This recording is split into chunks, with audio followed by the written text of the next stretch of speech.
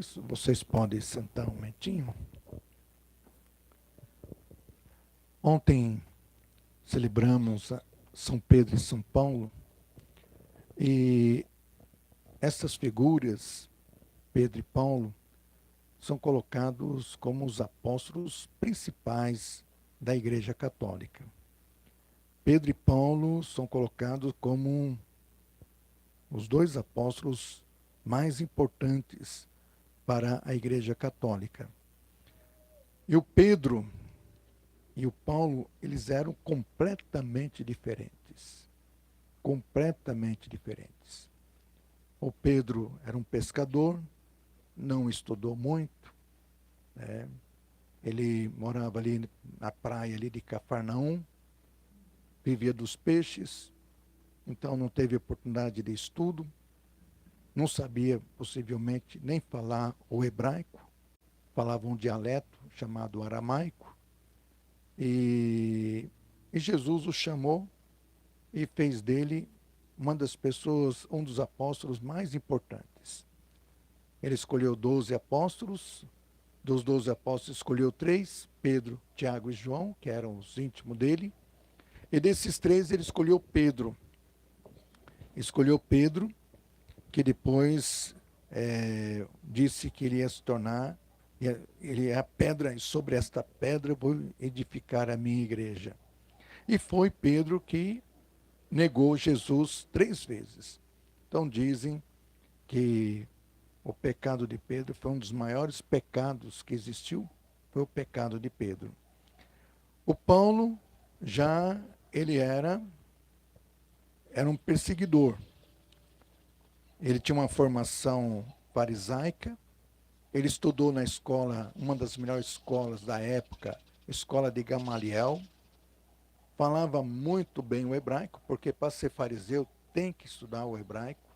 Ele conhecia toda a Torá, ele sabia muito bem o grego, tanto que foi em Atenas, ele fez uma grande pregação no Areópago, usando inclusive palavras filosóficas. Então, uma pessoa que entendia bem do grego e da cultura grega, e possivelmente conhecia muito bem o latim, porque ele morreu em Roma, foi decapitado em Roma por causa da sua cidadania romana. Então ele sabia muito bem latim.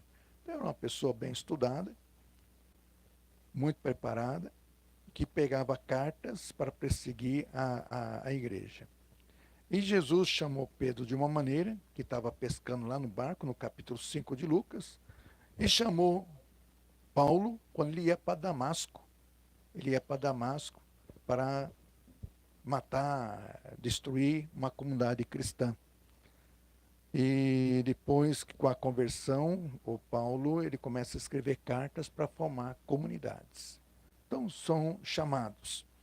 E o evangelho de hoje continua fazendo chamados. O primeiro foi um mestre da lei que veio pedir para Jesus que queria segui-lo. Ele veio e se colocou à disposição para seguir Jesus.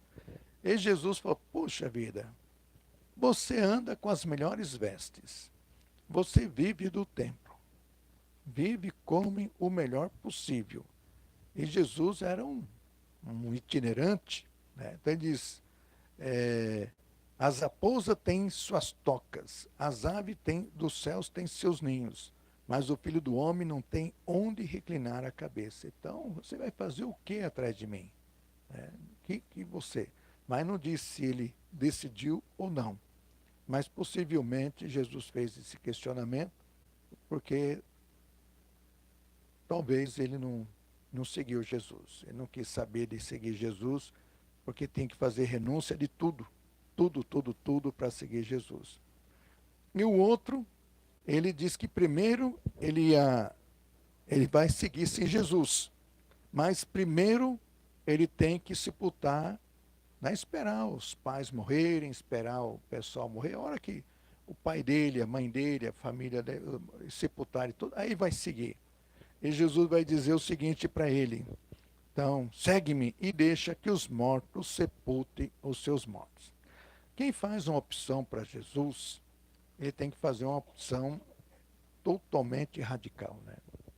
Tem que fazer uma opção total para Jesus, é 100% Jesus. Então é isso que ele está colocando. E nós estamos vivendo hoje numa época em que não é muitos que querem seguir Jesus, né? Não é muitos que querem se colocar num trabalho de disponibilidade a Jesus. Hoje, se não tiver algo em troca, se hoje não me pagar, hoje se não, eu não vou. Eu tenho que ter algo em troca.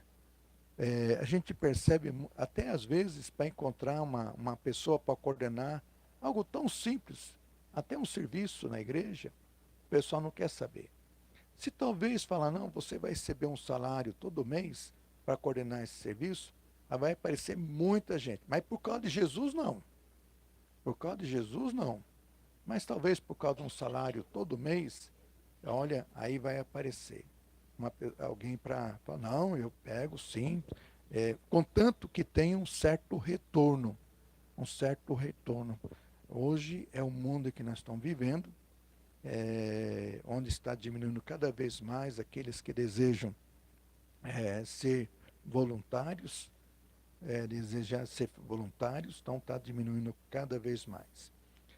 E só para terminar, hoje eu começo a entender a loucura que aquele Papa fez, o Papa que construiu a Basílica de São Pedro. Ele construiu a Basílica em cima de um cemitério deste, né? Roma tem 7 colinas, e numa dessas colinas tinha um cemitério deste. E um desses túmulos nesse cemitério era muito visitado. Vinha gente de todas as partes do mundo para visitar um túmulo muito especial desse cemitério. Por quê?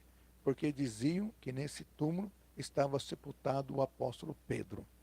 Então, um papa decidiu fazer a Basílica de São Pedro em cima do cemitério.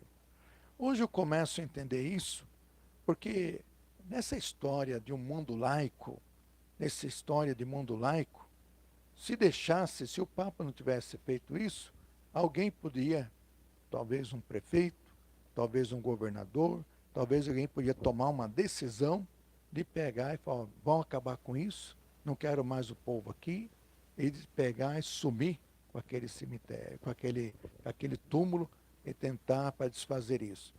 Então, com certeza, na época não foi entendido, a ideia do Papa não foi compreendida, muitas críticas em cima desse Papa, mas hoje eu vejo que a Basílica de São Pedro guarda esse túmulo dedicado a Pedro. Tanto que em 1965, porque aí o pessoal começou a colocar em dúvida se o túmulo era de Pedro ou não. E o Papa Paulo VI permitiu abrir o túmulo. E ao abrir o túmulo encontraram uma urna de ferro que estava escrito Petrus Apóstolos Primus Apostolorum. Estava aqui escrito Pedro, apóstolo, primeiro dos apóstolos. Pegando as primeiras letras de Petrus Apóstolos Primus Apostolorum, da palavra Papa, né? Então daí que vem a palavra Papa. O Papa Francisco não é igual ao nosso bispo, aqui o Dom Carlos José, mas igual a qualquer bispo outro, o Papa Francisco, mas de todos os bispos do mundo, ele é o primeiro, né? Então nós temos, e ontem nós celebramos o dia do Papa, é isso, a nossa unidade ao nosso Papa. Então nessa missa nós vamos pedir para que nós possamos colocar a serviço de Deus, sempre a serviço de Deus, não à espera de retorno, não em troca de alguma coisa, mas nos colocarmos. Porque nosso fim não é este. O nosso fim não é esse aqui. Nós acreditamos na vida. E nós acreditamos que esses nossos irmãos aqui estão vivos, estão ressuscitados, estão junto de Deus. Então que nós possamos colocar a serviço desse nosso Deus, para quando chegar o nosso momento, estarmos lá juntamente com esse nosso Deus.